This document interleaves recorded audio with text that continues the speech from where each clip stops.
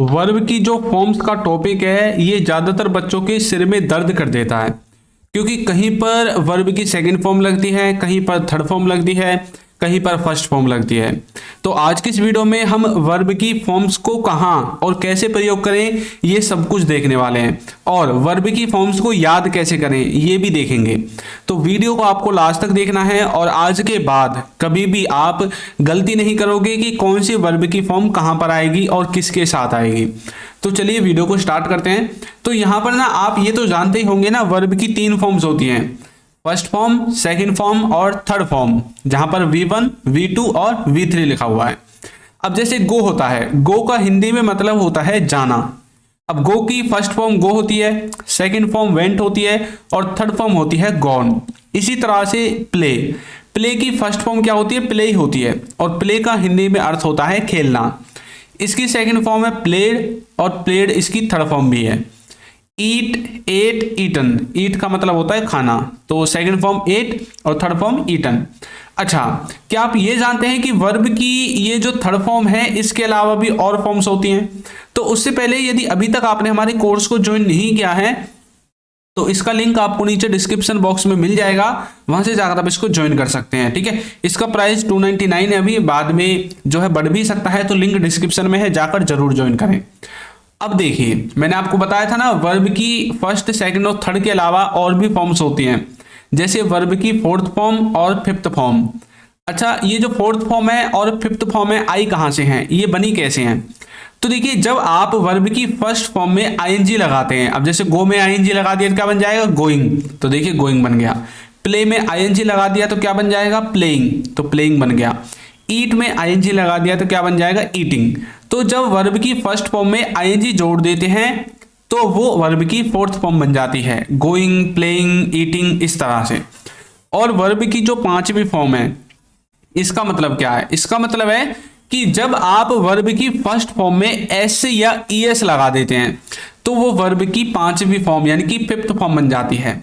जैसे गो में एस या ईएस लगा दिया तो बन गया गोज, प्लेज, ईट्स, है ना, इस तरह से। तो आपको ये बात याद रखनी है कि आप वर्ब की 3 नहीं 5 फॉर्म्स को याद रखोगे।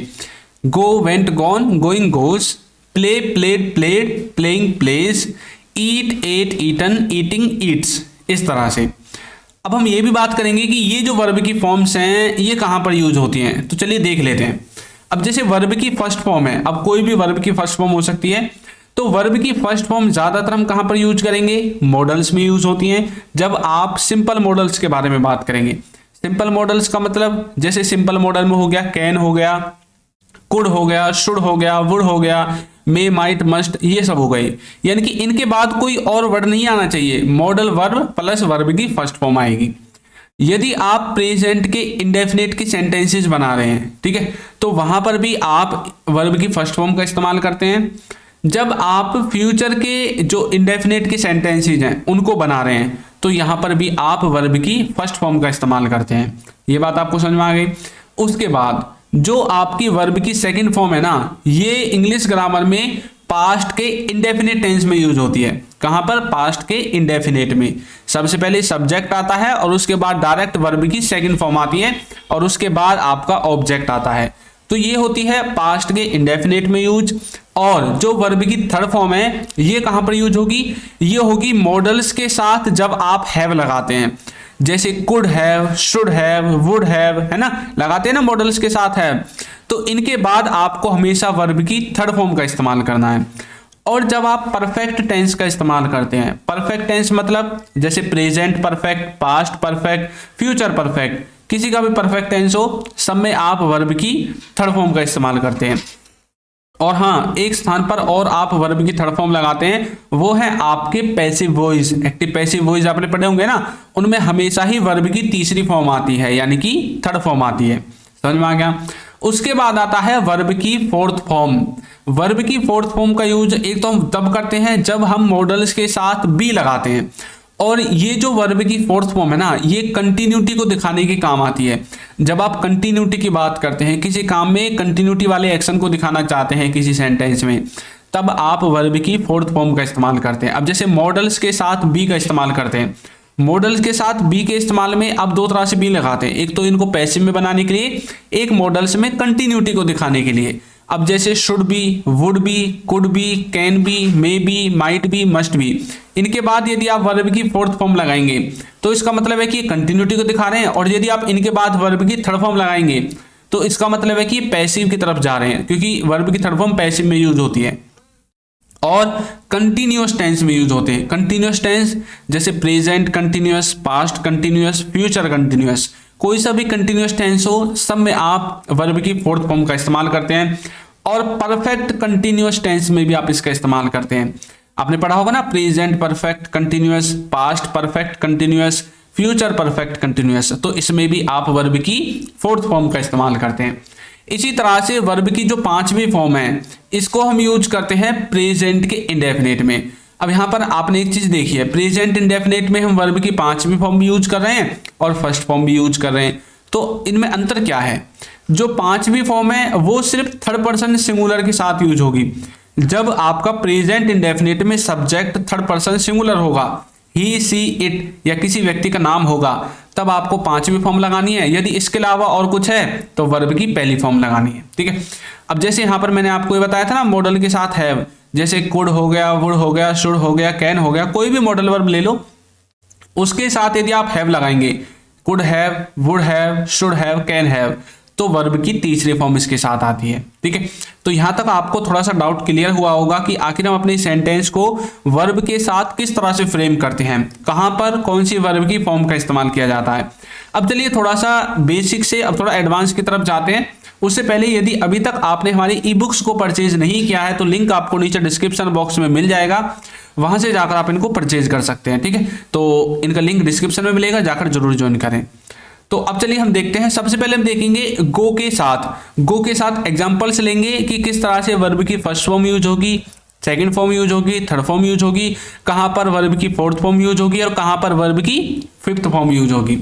अब जैसे गो है, गो का हिंदी में मतलब मैंने आपको बताया था जाना, तो गो वर्ब की फर्स्ट फॉर्म है, वेंट वर्ब की सेकंड फॉर्म है, गॉन वर्ब की थर्ड फॉर्म है, गोइंग फोर्थ है और गोज फिफ्थ है। ठीक है। अब देखिए कैसे, यहां पर सेंटेंस लिखा हुआ है तुम स्कूल जाते हो, तुम स्कूल जाते हो। ये जो सेंटेंस है ये प्रेजेंट के इंडेफिनिट का है और यहां पर जो तुम है वो थर्ड पर्सन सिंगुलर के अंदर नहीं आता है, तो इसलिए यहां पर वर्ब की पांचवी फॉर्म यूज ना होके वर्ब की फर्स्ट फॉर्म यूज होगी। यहां पर देखिए मैंने आपको बताया था ना ये वाली सिस्टम, प्रेजेंट इंडेफिनिट, यहां पर भी प्रेजेंट इंडेफिनिट है, ये होगा थर्ड पर्सन सिंगुलर के साथ यूज पांचवी फॉर्म में। ठीक है। तो चलिए देखते हैं। तुम स्कूल जाते हो तो हम बोल देंगे you go to school, you go to school, तुम स्कूल जाते हो। तो यहां पर वर्ब की फर्स्ट फॉर्म का यूज किया गया है। हम सीरियल वाइज देखेंगे।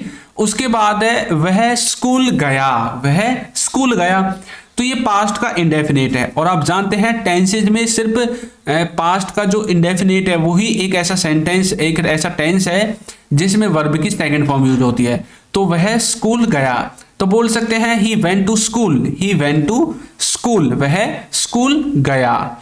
नेक्स्ट है वह स्कूल गया है, वह स्कूल गया है, कई बार बोलते हैं ना भाई वो तो स्कूल गया है, तो यहां पर वर्ब की थर्ड फॉर्म यूज होगी।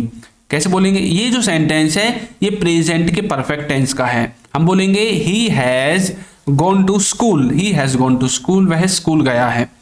यहां पर हैज हैव के साथ हमेशा वर्ब की थर्ड फॉर्म यूज होगी और परफेक्ट टेंस में मैंने आपको बताया था वर्ब की थर्ड फॉर्म ही लगती है। ठीक है। वह स्कूल जा रहा है, ये दिखा रहा है कंटिन्यूटी को, जा रहा है, अभी जा रहा है, तो मैंने बोला था कंटिन्यूटी का मतलब है वर्ब की फोर्थ फॉर्म आईएनजी लगेगी। तो बोलेंगे he is going to school, वह स्कूल जा रहा है, वह स्कूल जाता है। यहां पर जो वह है ना, ये है आपका थर्ड पर्सन सिंगुलर के अंदर का सब्जेक्ट। तो वह के साथ आप क्या लगाते हैं? वर्ब की फर्स्ट फॉर्म में एस या ईएस। तो अब हम वर्ब की पांचवी फॉर्म का इस्तेमाल करेंगे, यानी कि वर्ब की फर्स्ट फॉर्म में एस या ईएस लगाकर लिखेंगे। तो बोलेंगे ही गोज टू स्कूल, वह स्कूल जाता है। ठीक है। तो इस तरह से आपको समझ में आया कि किस तरह से हम वर्ब की फॉर्म्स का इस्तेमाल करते हैं अलग अलग टेंसेज में। तो आपने देखा गो की फॉर्म्स को हमने कैसे अलग अलग सेंटेंस में अलग अलग टेंसेज में इस्तेमाल किया है, कैसे हमने इसको इस्तेमाल करना सीखा है। ठीक है। तो आपको हिंदी के सेंटेंस को देखकर कैसे पता चलेगा कि ये वाला जो सेंटेंस है ये कौन से टेंस का है, या इंग्लिश के सेंटेंस को देखकर कैसे पता चलेगा कि ये कौन सा सेंटेंस है। तो आपको यदि ये जानना है तो आपको यूट्यूब पर ही सर्च करना है Hindi to English by Chintu sir, आपको मिल जाएंगी वीडियो कि आपको किस तरह से इनको समझना है, ठीक है। उसके बाद चलिए एक जो हमने गो देखी थी ना, इसी तरह से एक बार हम प्ले कोड देखते हैं। हो सकता है कुछ बच्चों को एक एग्जाम्पल से समझ में ना आए, तो अब हम दूसरा एग्जाम्पल लेंगे प्ले का। प्ले का हिंदी में मतलब होता है खेलना, ठीक है, और इसकी सेकंड फॉर्म प्लेड होती है, थर्ड फॉर्म भी सेकंड फॉर्म की तरह प्लेड ही होती है। इसकी सेकंड और थर्ड दोनों फॉर्म सेम है। उसके बाद फोर्थ है प्लेइंग और फिफ्थ है प्लेज, ठीक है। देखिए, तुम गेम खेलते हो, तुम गेम खेलते हो, ये जो सेंटेंस, अब देखिए एक बात, हम यहाँ पर ना सीरियल वाइज चलेंगे, फर्स्ट फॉर्म का पहले, फिर सेकंड का, फिर थर्ड फोर्थ और फिफ्थ का देखेंगे। तुम गेम खेलते हो प्रेजेंट के इंडेफिनिट का सेंटेंस है, और हम बोलेंगे यू प्ले गेम, तुम गेम खेलते हो, यू प्ले गेम।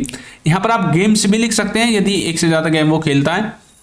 वह गेम खेला, वह गेम खेला, यानी कि उसने गेम खेला, तो बोलेंगे he played game, he played game. अच्छा, अब कुछ बच्चों को ये कंफ्यूजन होता है कि ये जो प्लेड है, इससे हमें कैसे पता चलेगा कि ये सेकंड फॉर्म वाला है या थर्ड फॉर्म वाला है।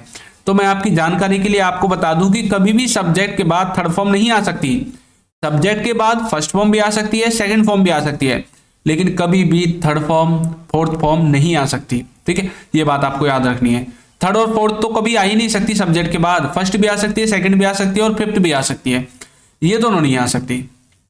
इन दोनों को लाने के लिए आपको हेल्पिंग वर्ब की हेल्प लेनी पड़ेगी। हेल्पिंग वर्ब चाहिए ही चाहिए। ही प्लेड गेम, वह गेम खेला, पास्ट के इंडेफिनिट का सेंटेंस है। वह गेम खेल चुका है, खेल चुका है किसका सेंटेंस है, प्रेजेंट के परफेक्ट का। तो प्रेजेंट परफेक्ट में वर्ब की थर्ड फॉर्म लगेगी। अब ये वाला जो प्लेड है ये थर्ड फॉर्म वाला है, क्यों? क्योंकि अब यहां पर देखिए सब्जेक्ट के बाद हेल्पिंग वर्ब है। हेल्पिंग वर्ब कौन कौन से वर्ड होते हैं, has, have, had, is, am, are, was, were, ये सब हेल्पिंग वर्ब के अंदर आते हैं, डू, डज, ठीक है, सब हेल्पिंग वर्ब है। तो हेल्पिंग वर्ब की सहायता लेनी पड़ती है थर्ड फॉर्म और फोर्थ फॉर्म को आने के लिए। तो इसने किसकी सहायता ली है, टेंस के अनुसार हैज की, सब्जेक्ट के अनुसार हैज की ली है, क्योंकि सेंटेंस है प्रेजेंट का परफेक्ट, और परफेक्ट में दो हेल्पिंग वर्ब आती है, हैज और हैव। अब हैज लगेगा या हैव, ये सब्जेक्ट बताएगा, सब्जेक्ट ही तो हैज आ जाएगा। यदि ही, सी, इट के अलावा कुछ और होगा तो हैव आ जाएगा। ही हैज प्लेड गेम, वह गेम खेल चुका है या उसने गेम खेल लिया है। नेक्स्ट है वह गेम खेल रहा है कंटिन्यूटी को दिखा रहा है, प्रेजेंट का कंटिन्यूअस टेंस का सेंटेंस है। वह गेम खेल रहा है तो बोलेंगे he is playing game, he is playing game, वह गेम खेल रहा है। तो प्लेइंग यहां पर आ गया आपका वर्ब की फोर्थ फॉर्म के रूप में, कंटिन्यूटी को दिखाने के लिए। वह गेम खेलता है तो बोलेंगे he plays game, he plays game, वह गेम खेलता है, ठीक है। तो वर्ब की पांचवी फॉर्म यहां पर आ जाएगी, ही प्लेज गेम, वह गेम खेलता है। समझ में आ गया किस तरह से आपको वर्ब की फर्स्ट, सेकंड, थर्ड, फोर्थ और फिफ्थ फॉर्म का इस्तेमाल करना है। एक और देखते हैं, इसमें हम देखेंगे ईट का इस्तेमाल। ईट आपकी वर्ब की फर्स्ट फॉर्म है जिसका हिंदी में मतलब होता है खाना, कोई चीज खाना। सेकंड फॉर्म है एट, थर्ड फॉर्म है ईटन, फोर्थ फॉर्म है ईटिंग और फिफ्थ फॉर्म है ईट्स, ठीक है। चलिए देखते हैं, वे खाना खाते हैं तो बोल सकते हैं they eat the food, they eat the food, वे खाना खाते हैं, ठीक है। तो ये कौन सा है, प्रेजेंट के इंडेफिनिट का है। उसने खाना खाया, उसने खाना खाया तो बोल सकते हैं he ate the food, he ate the food. तो एट वर्ब की सेकंड फॉर्म है, ईट वर्ब की फर्स्ट फॉर्म है। तो यहां पर क्या आ गया, ये पास्ट के इंडेफिनिट का सेंटेंस है। वह खाना खा चुका है तो बोल सकते हैं he has eaten, he has eaten. यहां पर आप फूड भी लिख सकते हैं लास्ट में, मैंने लिखा नहीं है, कोई बात नहीं, ठीक है। तो ही हैज ईटन, वह खाना खा चुका है। तो यह है प्रेजेंट के परफेक्ट का, और यहां पर वर्ब की थर्ड फॉर्म का इस्तेमाल किया गया है। वह खाना खा रहा है तो ये कंटिन्यूटी को दिखा रहा है ना, तो ये किसका सेंटेंस बन जाएगा, ये बन जाएगा प्रेजेंट के कंटिन्यूअस का। ही इज ईटिंग, वह खाना खा रहा है। वह खाना खाता है तो बोलेंगे ही ईट्स, ईट्स यहां से आ गया, यहां पर हेल्पिंग वर्ब नहीं लगेगी। प्रेजेंट के इंडेफिनिट में यदि थर्ड पर्सन सिंगुलर है और यदि पास्ट का इंडेफिनिट है तो इन दोनों में ही हेल्पिंग वर्ब नहीं लगती है, ये बात आपको याद रखनी है, ठीक है। तो प्रेजेंट इंडेफिनिट और जो पास्ट का इंडेफिनिट है, हेल्पिंग वर्ब की जरूरत नहीं है, डायरेक्ट आपकी वर्ब आती है इनमें, ठीक है। और हाँ, आपको मैं इंग्लिश में देखकर बताता हूं कि किस तरह से हमें पता चलेगा कि सेंटेंस किसका है, ठीक है। तो चलिए इसी में देख लेते हैं ईट को। दे ईट द फूड, इंग्लिश के सेंटेंस को देखकर कैसे पता चलेगा सेंटेंस कब का है। सबसे पहले सब्जेक्ट आता है, यहां पर दे सब्जेक्ट है, ही सब्जेक्ट है, ही सब्जेक्ट है, ही सब्जेक्ट, ठीक है। तो दे ईट द फूड, अब सब्जेक्ट के बाद आनी चाहिए हेल्पिंग वर्ब, जैसे has, have, do, does, is, am, are. तो यहां पर तो ऐसा कुछ है नहीं, तो मैंने आपको बताया था प्रेजेंट इंडेफिनिट और पास्ट इंडेफिनिट इन दोनों में ही सिर्फ हेल्पिंग वर्ब नहीं होती है, बाकी सब में होगी। अब यहाँ पर नहीं है तो मतलब ये या तो प्रेजेंट इंडेफिनिट है या पास्ट इंडेफिनिट है। अब पास्ट इंडेफिनिट में आपको पता है कि वर्ब की सेकंड फॉर्म लगती है, लेकिन यहाँ पर तो एट है ही नहीं, यहाँ पर तो ईट है, तो मतलब वर्ब की फर्स्ट फॉर्म लगी है। वर्ब की फर्स्ट फॉर्म लगी है तो ये प्रेजेंट के इंडेफिनिट का सेंटेंस है, ठीक है। अब यहाँ पर लिखा हुआ है ही एट द फूड। अच्छा, यहाँ पर सब कुछ ऊपर जैसा ही सेम है, यहाँ पर सिर्फ एट है, ईट के स्थान पर एट है, यहाँ पर सेकंड फॉर्म है, मतलब वर्ब का ये सेकंड फॉर्म आया है, तो मतलब पास्ट के इंडेफिनिट का सेंटेंस है। यहाँ पर है ही हैज ईटन। अच्छा, यहाँ पर सब्जेक्ट भी है, हेल्पिंग वर्ब भी है और वर्ब की थर्ड फॉर्म भी है। अब यहाँ पर आपको किससे पता चलेगा कि सेंटेंस कौन से टेंस का है? यहाँ पर हमें पता चलेगा हेल्पिंग वर्ब से, हैज हैव से पता चलेगा कि सेंटेंस कब का है। तो हैज हैव कहाँ पर यूज होते हैं? प्रेजेंट के परफेक्ट टेंस में यूज होते हैं, तो मतलब सेंटेंस प्रेजेंट के परफेक्ट टेंस का है। नीचे वाले में इज एम आर में से इज आ गया है, तो मतलब इज एम आर कहाँ पर यूज होते हैं? प्रेजेंट के कंटिन्यूअस में यूज होते हैं। तो इज एम आर आ गया तो मतलब प्रेजेंट क्या है? ये वाला जो सेंटेंस है ये प्रेजेंट के कंटिन्यूअस का है। यहाँ पर भी हेल्पिंग वर्ब नहीं है, तो मतलब ये या तो प्रेजेंट के इंडेफिनिट का है या पास्ट के इंडेफिनिट का है। अब यहाँ पर पास्ट इंडेफिनिट तब होता जब एट होता, एट नहीं है तो ईट है, ईट्स है ये वाला जो, तो मतलब ये वाला और ये वाला मैंने आपको बताया था प्रेजेंट इंडेफिनिट, तो ये प्रेजेंट इंडेफिनिट का है। इस तरह से आप सेंटेंसेस को समझ सकते हैं। हमारा जो कोर्स है इसका लिंक आपको नीचे डिस्क्रिप्शन में मिल जाएगा, वहां से जाकर आप इसको ज्वाइन कर सकते हैं।